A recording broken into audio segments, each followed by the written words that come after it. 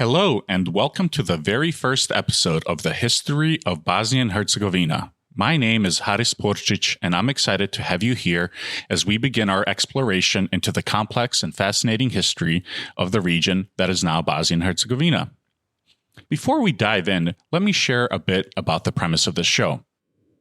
We're not just going to walk through a list of dates and events. Instead, I want to dig into the deeper stories and through lines, how geography, language, culture, religion, and politics have shaped the region, and continue to influence the identity of the people who live there today. Quick note about the approach. While there's no denying that Bosnia and Herzegovina has witnessed a great deal of conflict, particularly in the recent past, this podcast aims to maintain a scholarly perspective. That's not to say I'll avoid controversial topics. In fact, I'll be tackling many sensitive issues head on. But rest assured, whenever I do, I'll back up any claims with independent academic sources. Those sources will be readily available on the podcast website for anyone who's curious to learn more, verify information, or explore these subjects in greater depth. If you ever hear something that you believe is incorrect or biased, please reach out. I value your feedback and will address any concerns in future episodes. Let me share a bit about myself. As I mentioned earlier, my name is Haris Porcic. I have been living in the United States since 1996, but was born and raised in Bosnia. I was in the region during the breakup of Yugoslavia, so I bring my personal experiences into this narrative. However, it's important to note that I'm not really a professional historian. I don't have a formal degree in history, but over many years, I've spent countless hours researching and verifying the information that I will present. My goal is to ensure accuracy and minimize bias as much as possible. As for the schedule of the show, the plan is to release new episodes every 2 weeks. This timeline helps me properly prepare and thoroughly fact-check the information that I'm presenting. It also gives me a chance to respond to your questions and incorporate any feedback or corrections into subsequent episodes. My aim is to respect the complexity of these topics and deliver an account that is as accurate as it is engaging. So that's our roadmap. I'm genuinely looking forward to this journey, and I hope you'll join me for the ride. Whether you're someone with a deep personal connection to the region, or you're a curious listener wanting to learn something new, I think you'll find value in these discussions. Before we get to the content of this episode, I want to let you know how to get in touch. You can find the podcast website at www.historyofbosnia.com, where I'll be providing episode transcripts, documenting sources that I used, and any other interesting documents related to each episode. Feel free to reach out if you have any questions, feedback, or concerns. Now, on to the show.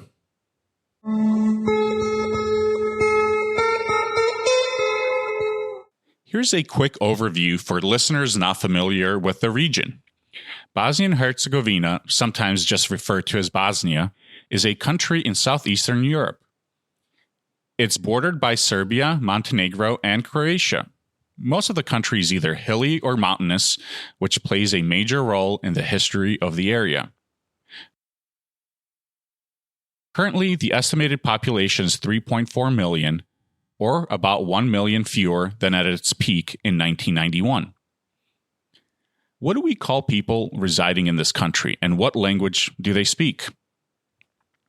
If the answer to that was simple, you wouldn't be here listening to this podcast.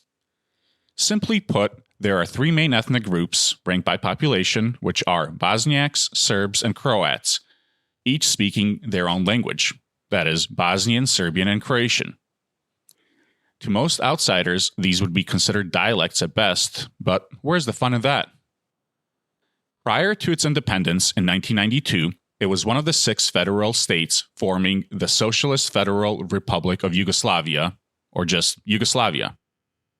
It belonged to the Kingdom of Yugoslavia until World War II.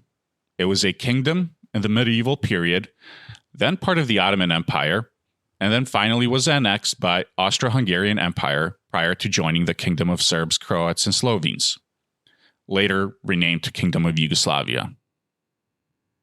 The country's culture, including architecture, art, music, and food, have been heavily influenced by both East and the West, and that's what makes the country so unique. So, how exactly did this diverse land become the crossroads of so many cultures? And yes, so many conflicts. To find our answer, we have to travel back tens of thousands of years. Our journey begins in the Upper Paleolithic period, or commonly known as the Stone Age, roughly between 50,000 and 12,000 years ago. This era is marked by the development of stone tools and the first real signs of what we might call human culture. This era also has the earliest evidence of organized settlements where artistic work blossomed. Bosnia is filled with prehistoric sites from this period. Near the historic city of Stolec lies Badanj Cave, an archaeological gem recognized as the oldest Paleolithic monument in all of southeastern Europe. Step inside, and you're suddenly standing where ancient hunter-gatherers once sought shelter under the same rock walls we can still see today. Additionally, Stolec itself is believed to be one of the oldest continuously inhabited cities in the world. The site at Badanj Cave is essentially a rock shelter, and archaeologists have dated its engravings to around 14,000 BCE. Initial excavations took place from 1976 to 1979, unearthing a wealth of artifacts, including over 1,000 personal ornaments and a striking rock engraving that depicts a horse being attacked by arrows. These findings shed light on the rich symbolic or possibly ritual life of the period. Among the personal items, researchers discovered necklaces, beads, and tools crafted mostly from deer bones and shells of aquatic animals. Based on these artifacts, experts conclude that the site was occupied seasonally, primarily from March through June, by hunter-gatherer groups who likely spent the rest of the year in the lower-lying areas around the Adriatic coast. What did these Paleo-Bosnians sound like? Well, we don't have any direct records or inscriptions that could tell us what language these early peoples spoke. This period predates Proto-Indo-European, so it's nearly impossible to determine any ethno-linguistic origins. However, many scholars suggest there was a significant linguistic diversity across the region. What about religious beliefs? Burial practices are often interpreted as some of the earliest evidence of religious or spiritual beliefs. Cave art, like the engravings at Badanj, may also reflect ideological or religious systems. It's widely theorized that many of these Paleolithic communities practice some form of animism, that is, the belief that objects, places, and creatures possess a distinct spiritual essence. But burial practices didn't originate during this time in this region. Interestingly, there's also evidence of ritual burials among Neanderthal populations in regions close to Bosnia, specifically in modern-day Croatia, dating more than 100,000 years. One site is Krapina in northern Croatia, where over 1,000 artifacts were discovered, including stone tools, ornaments, and hominid fossils. The mixing of skeletal remains and the breaking of bones, especially skulls, has led researchers to hypothesize some form of ritual or spiritual activity. Another site is Vinča Cave near Varaždin, Croatia, which similarly shows signs of funeral cult rituals, suggested by the high number of cranial parts and deliberate cuts on bones. Jumping ahead several millennia, we enter the Neolithic age, roughly 7,000 to 2000 BCE in what is now Bosnia and Herzegovina. It was a time when people began cultivating the land, domesticating animals, and forging early bronze tools, all while settling into more permanent communities. Archaeologists use the term culture to describe a grouping of people identified through material remains, like artifacts and monuments found in a specified place and time. I will be using that term going forward to describe the people who lived in present-day Bosnia and Herzegovina. Many different cultures were discovered in BiH, and I will touch upon the most significant. One of the earliest known cultures in the Balkans during this time is the Starčevo culture, which dates to around 6200 BCE. Think of Starčevo as the blueprint for early farming and ceramics in the Balkans, like the seed from which countless cultural branches would eventually grow, influencing every settlement that followed. The Starčevo culture spread farming and ceramics from Anatolia, modern-day Turkey, to the Balkan Peninsula. Its pottery was generally coarse and rudimentary, and while some human figurines have been found, they're relatively uncommon. Next, we come to the Kakanj culture, which existed in the central Bosnian areas around Sarajevo, Visoko, and Zenica around 6000 BCE. Often considered a local variant of the Starčevo culture, the archaeological evidence here includes small 1 to 2 room homes, tools made from stone and bone, and pottery.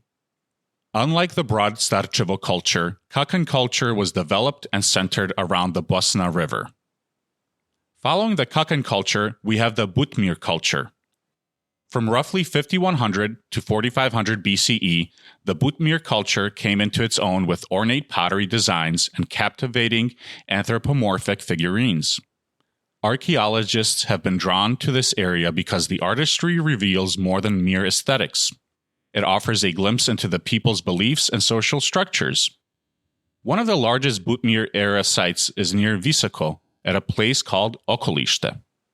Settlements in the Butmir culture could host 1,000 to 3,000 inhabitants, forming an egalitarian society. The remains of cattle, sheep, goats, and pigs suggest that the inhabitants lived off of wheat, meat, lentils, though wild game was still hunted. Archaeologists have also found numerous ceramic dishes, some quite simple, others featuring a glossy finish and intricate geometric or decorative motifs. A total of 72 clay human figurines have been uncovered in these sites, most of which depict female figures. Meanwhile, the Vinča culture, believed to follow or partially overlap the Starčevo, was centered mainly around present-day Serbia, stretching into the eastern regions of Bosnia and Herzegovina, near Tuzla. What makes Vinča stand out are its zoomorphic and anthropomorphic figurines and undeciphered symbols on pottery. Some scholars even consider these symbols to be forms of proto-writing. Among these symbols are swastikas, crosses, and chevrons. Lastly, the Danilo culture emerged along the Croatian coast around 4700 BCE and extended into parts of Bosnia and Herzegovina.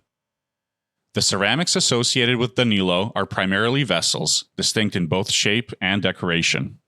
When it comes to language, we don't have any direct written evidence from this period.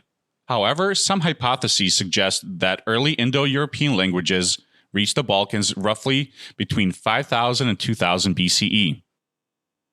Scholars disagree on the specifics, but many categorize the prehistoric Balkan languages under either Albanoid, Masapic, or a broader family that is often referred to as Illyric, Western Paleo-Balkan, or Adriatic Indo-European. Many of the animistic beliefs from the Paleolithic likely carried over into the Neolithic, especially in its earlier phases. Archaeological evidence points to an early focus on a revered mother goddess, a symbol of life, fertility, and creation. Over time, the arrival of Indo-European peoples brought new gods into the spiritual tapestry, gradually weaving male deities into or over the original female-centered beliefs. Notably, archaeologists have discovered temple models, that is, depictions of temples in parts of the Balkan region. In present-day North Macedonia and Hungary, for instance, featuring goddess figurines and bird-like female forms. This suggests that women may have played a significant and leading role in religious or ceremonial life during this period. The archaeological record shows a great deal of activity in the Balkan Peninsula, especially in Bosnia and Herzegovina. Even with unforgiving terrain, humans flourished and called this place home for tens of thousands of years. Additionally, there wasn't a singular culture or a homogeneous society. Just like today, prehistoric Bosnia and Herzegovina was diverse due to its unique geography and geographic location in relation to Europe and Asia. What we learn from these prehistoric communities is that cultural exchange and diversity are woven into Bosnia's DNA. It's a pattern that repeats throughout history and resonates in today's multicultural tapestry. That concludes the first episode of this podcast. Next time, we'll get into the Bronze Age and explore the origins of the Illyrians. please visit the podcast website at historyofbosnia.com for this episode's transcript and list of sources. I welcome you to contact me with any feedback. If you liked the episode, please rate and review it on your favorite listening podcast platform, such as Apple Podcasts or Spotify, and share it with your friends and family. Again, thank you for listening, and I'll talk to you next time.